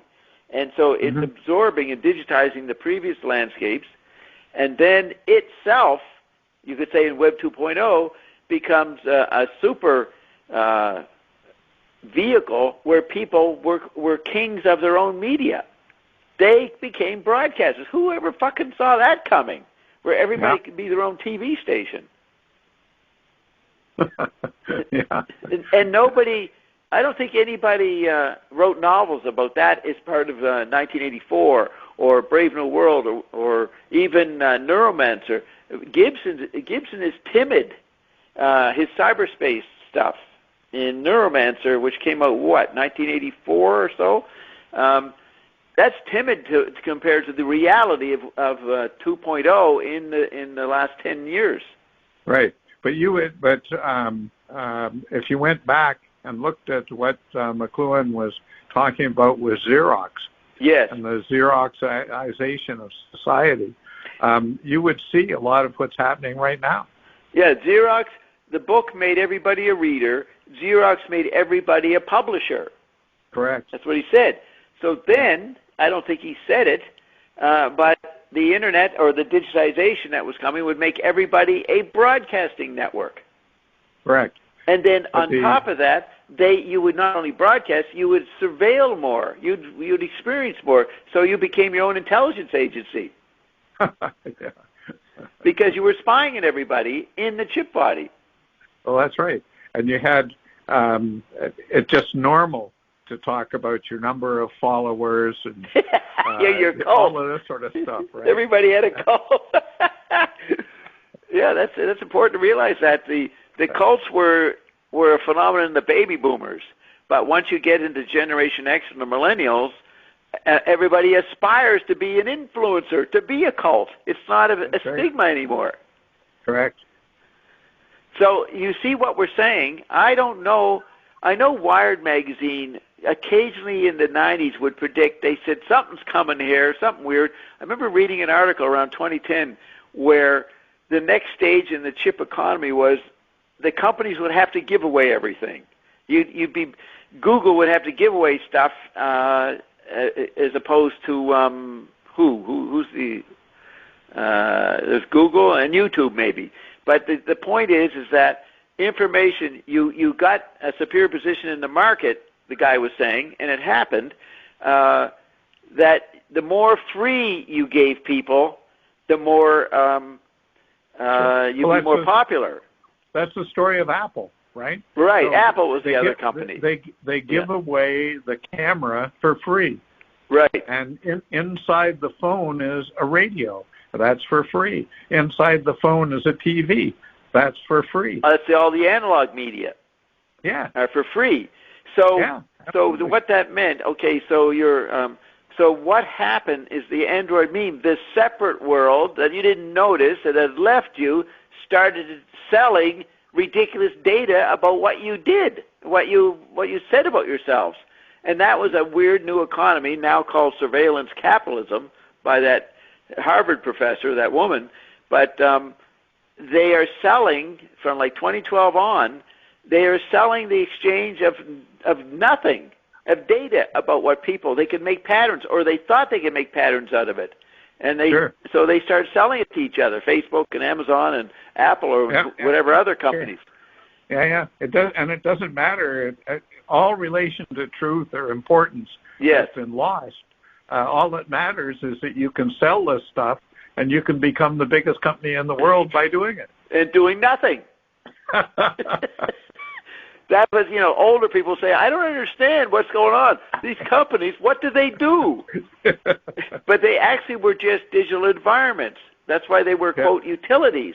But they weren't seen as utilities in the industrial mentality, literate mentality of America. You had to have private ownership. You had to sell shit. And so they made up the selling of the medium itself, of the exchange action, of digital packets. Which McLuhan had foreseen. Yes. McLuhan tried to tell General Electric and corporations and IBM that they were in the wrong business. They didn't know what the name of their business was. That's right. But what he told them was that it's pattern recognition, it's information about your users, it's about allowing your users to be the medium. Yeah. Of course, they understood none of that. But had they invested in those things, they would now be the huge corporations that Apple and Alphabet and IBM failed. They were too part of the older analog phase. They couldn't get the digital phase. Yeah, same with GE. GE was a very early mover in mini computers. Yeah, and maybe you could say Ma Bell. That was broken up. Oh yeah, well that's. What was that? Is that AT&T? What was that? Yeah, Ma Bell was AT&T. Yeah, and they got broken up. Yeah, but they also their biggest problem was that McLuhan said to them, "Look, you're in the information business," and they never did understand that. Maybe they haven't understood it yet. Right, because what's information? That's books, right? Books are information. That's serious shit. The literate background of America built on the printing press. So they never understood the electrical vortex as information, as knowledge, right. On the content level, you would say, I guess. Mm-hmm. So the medium is the message. The fact that Facebook was just a medium with no content, and you make your own content, that is a step beyond the analog media world that McLuhan's talking about. That, in a way, is the medium becoming self-conscious. It was able to turn itself into apparent content that could be sold, but it still was just a fucking technology that you could type on and explore on many levels. Right, but notice it's free. Yeah, right? It seems to be free. Right, and it's like a billboard, right? The billboard takes over a public space, but the public has no claim on it. Yeah. So the billboard is able to generate income precisely because it's not charged for the public space that it assumes. It becomes an environment, and it's new, so it's not considered taxable or commercialized or correct something that we consider an invasion. It's a new novelty. It's a new extension of ourselves that we wallow around in and don't know the implications for older media that it is. Correct. Older media being the economy. Right, or for our children or for anything. Yeah. Right? That's the massive irresponsibility that McLuhan was addressing. That is the new hypocrisy. Remember he said, your private conscience is trivial. What the areas of concern you have in your private conscience are nothing compared to the collective responsibility that you're ignoring, because you're giving these monster bombs to your kids for Christmas, and they're going to blow up your family. Correct. Massive. Would that be? It's a kind of hypocrisy to refuse to notice that. To say, that's but it's a hypocrisy that extends all the way to self-harm and self-suicide. Yeah, right? And collective suicide too. Yeah, absolutely. And why did the industrial hardware, the roads and all that, were ignored from the 80s on in the United States, and nobody fucking repaired the bridges? Where were they? They were lost in other spaces. They weren't on planet anymore, on the chemical body planet. Do you know what I mean? Did you ever wonder about how the hell could they let all these highways go, whereas countries who were doing newer technology and didn't have that backlog, like China, were having the most developed trains that were way better than anything here in North America, right? They implemented that stuff. Yeah, and are doing so right this minute. Yeah, and then you have, in the United States, North America, you have people miming the multi-bodied dangling ganglia and the endless stimulation of that by doing drugs on all levels. I don't know, from fentanyl to whatever the latest stuff is, which is killing thousands of people. Oh, yeah, but the drugging doesn't just take place through chemical drugs. Right. If you look at Canada now, these big storms that just hit British Columbia and took out all of the roads and the rail lines and stuff, so that Vancouver became an island on the west coast, cut off from the rest of Canada. What kind of stupidity has to have taken control of people's minds that they haven't built the kinds of highways and the kinds of tunnels that the whole rest of the world is building to protect themselves from stuff like this. Yes. Right? You look at Norway, you look at China, you look at Austria, you look at Switzerland, you look at France, you look at Italy. All of these countries are doing what Canada needs to do, but the Canadians are drugged out, right? Not necessarily on drugs. They're just drugged out. They're drugged out on analog media. Analog media. Now, whatever it is. Well, listen, here, this could be it. because America was built on the printing press, so it's the most abstracted schizoid as a literate effect, the Gutenberg effect. Europe and them, they weren't ecologists, but they had more ecological understanding of the effects of technologies on their environments than North Americans. North America is the most abstract, inscrutable people. That's what McLuhan said, that China was no longer the inscrutable East, the inscrutable West for most of the world. Looking at this crazy place that lost touch with its chemical body reality. And so they make a big problem out of climate change and the ecology. They make ecology a religion, but they're not doing it to their industrial media environments. Yeah. They don't see it. Yeah, that's exactly right. It's a very peculiar type of blindness. Yes. And you can.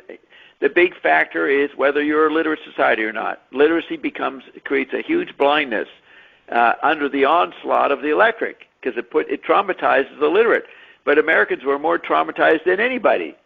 The Europeans were traumatized for McDonald's restaurants or something that appeared to invade their chemical body world there. But they aren't as effective as who's ecological? Maybe China. They don't let the internet come in and wreck their society. They really control it, right? So they're ecological with the internet. But because it's global and solar, nobody really can stop the erosion that the tactility squared is doing to everybody, to every culture. Yes, that's right. Yeah, that's the Armageddon, the apocalypse. I say that the electric media is the fifth horseman of the apocalypse.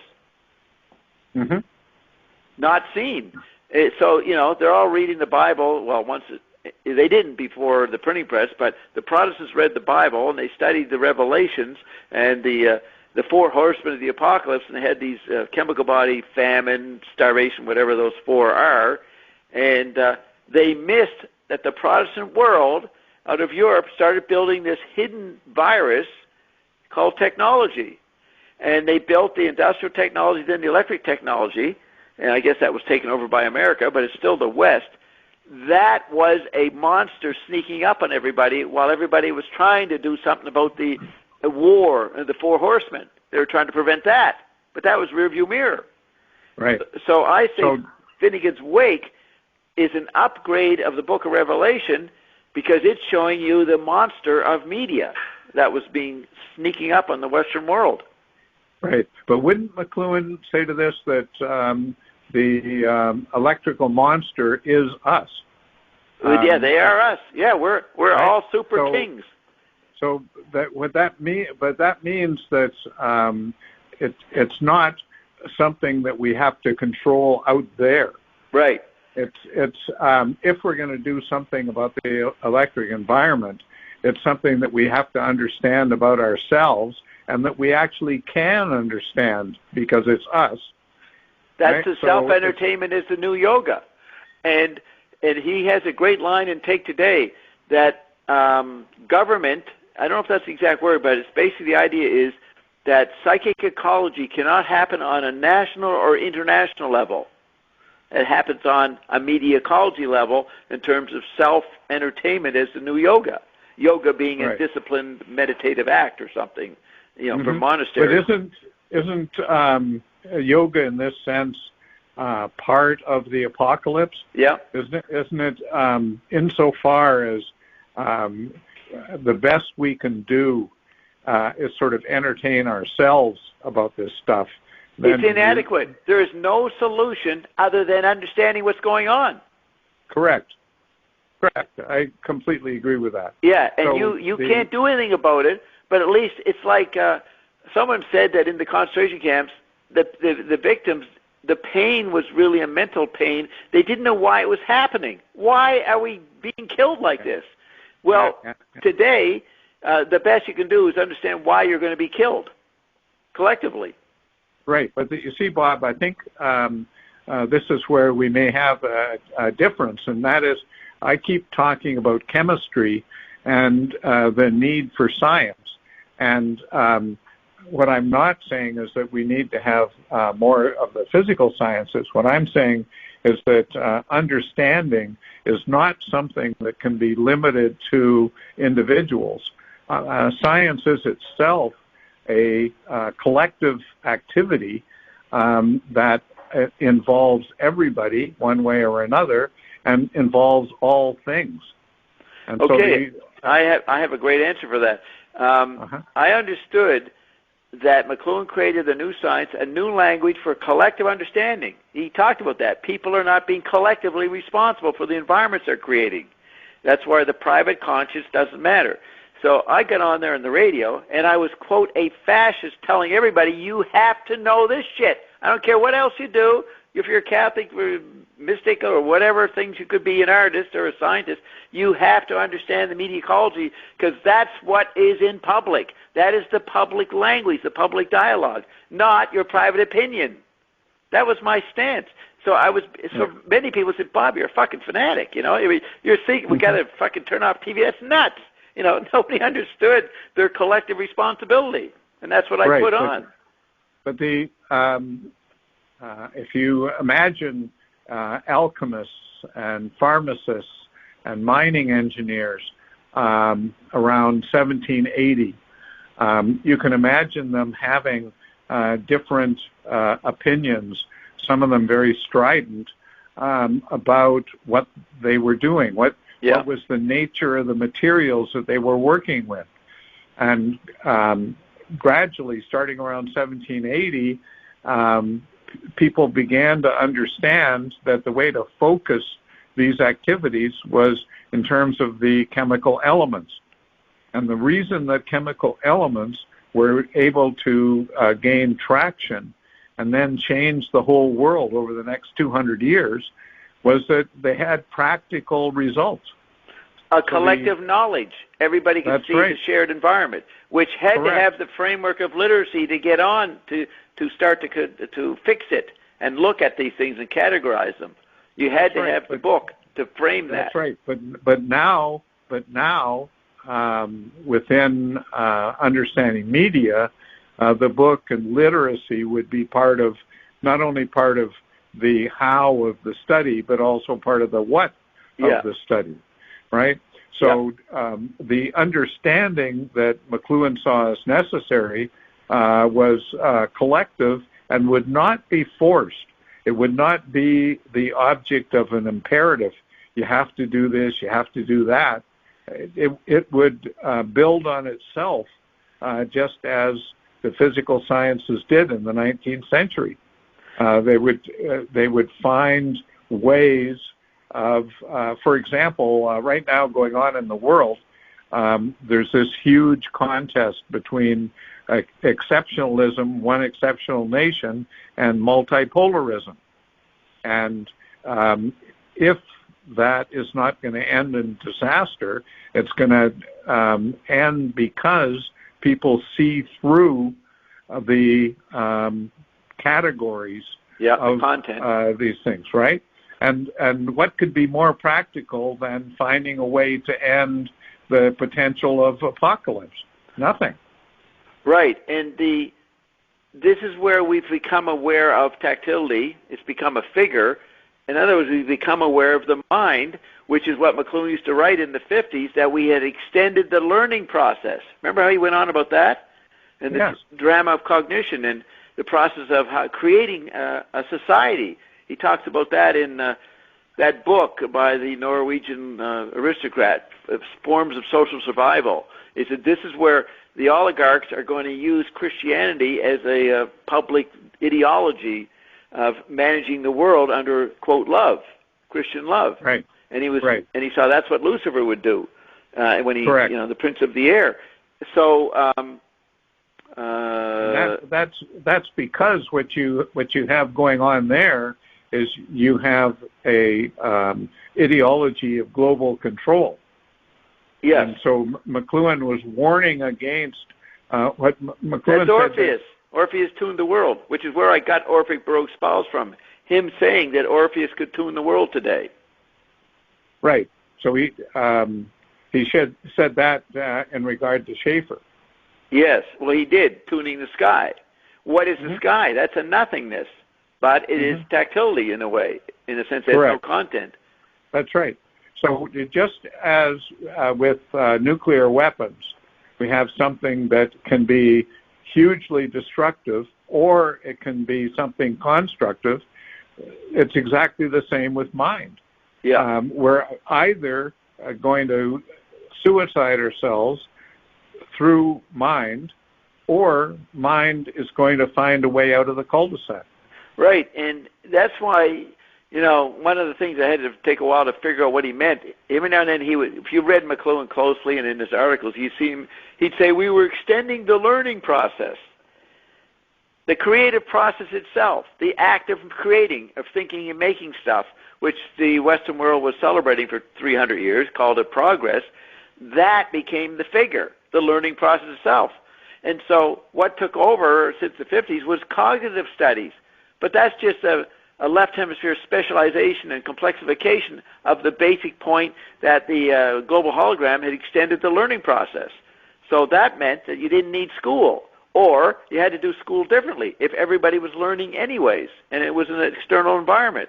You see what I'm saying? That could be what you're calling your interior landscape, exploring your interior landscape. So you know that phrase, right? Extending the learning process. Mm-hmm. And then he said, that's how you made a society. You have the conscious means to make culture. And advertising and media trends is the haphazard bourgeois forming of consciousness and cultures, 5 of them every 12 months. Right. So you have the extending of the learning process, which can go in one of two directions. It either leads you into hell, yeah, right? I think in the Christian humanism lecture in 1954, didn't he say we've got ourselves onto Mount Purgatory? Yeah. And either we're going to hell or we're going to invent a new way of living in peace. Right. And so what did you...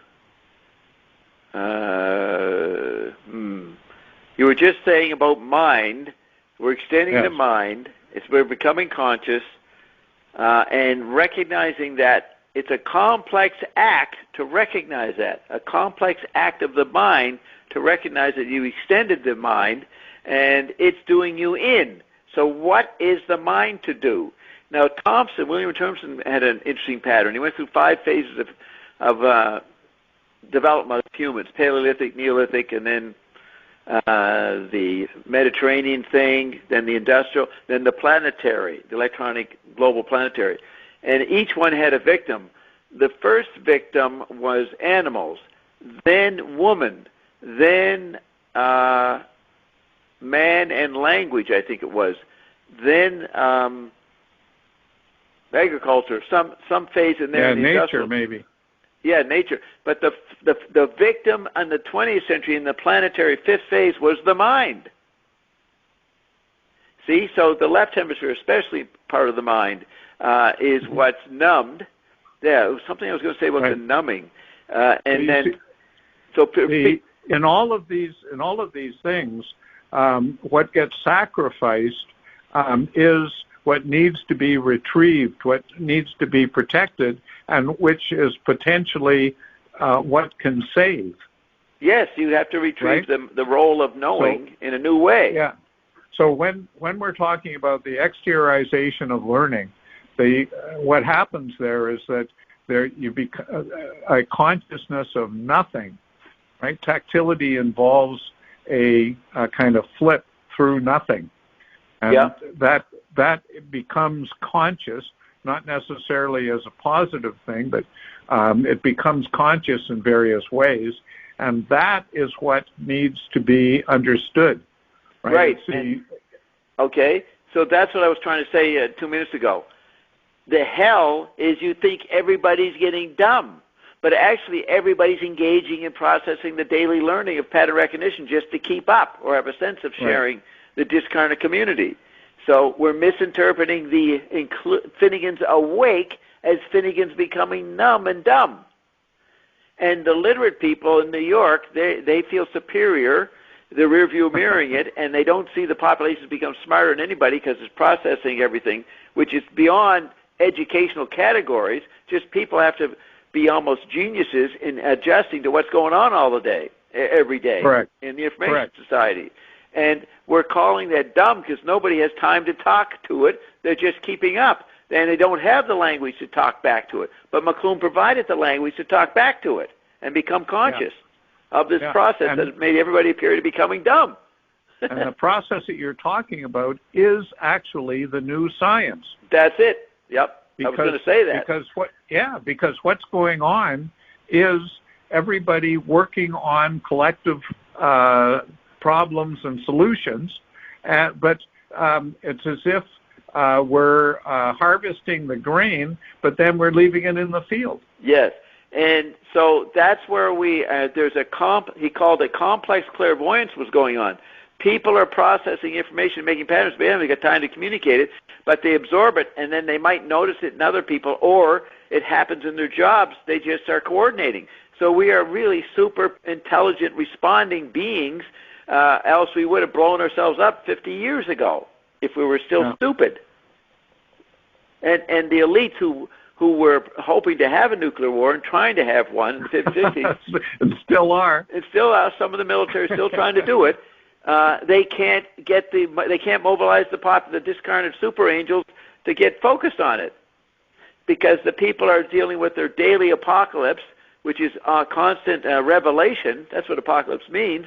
The constant revelation of whatever new bullshit that they got to notice and be able to talk about, or at least be aware of. And so you've got, 70% of the population doesn't vote, and they know the election was stolen, and they don't care because they don't live in that world. They live beyond that in the superangelic. It doesn't matter who the hell who's president kind of thing. Yeah. You don't pay attention to what the president says about any fucking issue. You immediately say it's not relevant. First of all, he's speaking in English. That's wrong. You got to speak in fucking Finneganese to talk to all the people that are listening, all the cultures. Right? Yeah. Well, I mean, listening to the president or the president's press secretary or something. Yeah. I mean, it's like eating sawdust. Yes. Nobody does that. Right. The media has the terrible job of trying to make that digestible for people. Yeah. What you got to have happening here is the media the microphones and press conferences are our environment, and they have to be done because everybody has to keep talking to each other. It's a form of typing. So I don't pay attention to the weather. I notice the weather, it's nice, but I don't fucking concentrate all day long. Jen Psaki in her press conferences are fucking weather, and they have to be done. You have to make a pattern for the day, and she goes out and responds to what the journalist. So the biggest employment is covering the information society. That's journalism. That's all the media covering. More people covered the Vietnam War than fought in it, right? So the global coverage is the robotic world we live in, and that is the android meme, or now the tech body, a monstrous robotic autonomic fucking thing that nobody has any control over. Yeah. So the stuff at the top of my page 80, when you go through the years, we sort of come up to that point, right? So it's actually a very good point on which to end, because it gives us a starting place for next time. I'll make a note of this right away as soon as we hang up. We're starting at page 80. With my 40s, 50s chart there. Yeah, exactly. Yeah, the quadrivium. Yeah, okay. Now we know what we meant. Now we know we've worked ourselves up to understand what the hell I wrote. But that's why I enjoy these dialogues, because I'm writing ahead of myself. I'm actually using the correct language, but it takes a dialogue or some kind of exploration of what I meant. And that's what McLuhan said. He didn't know what he thought until he said it. Yeah. So I said it, now I'm figuring out what I said. Right. Well, that's the great virtue of your mind, is that it is ahead of you. Yeah. I live ahead of myself. That's what Ian said. Yeah, for sure.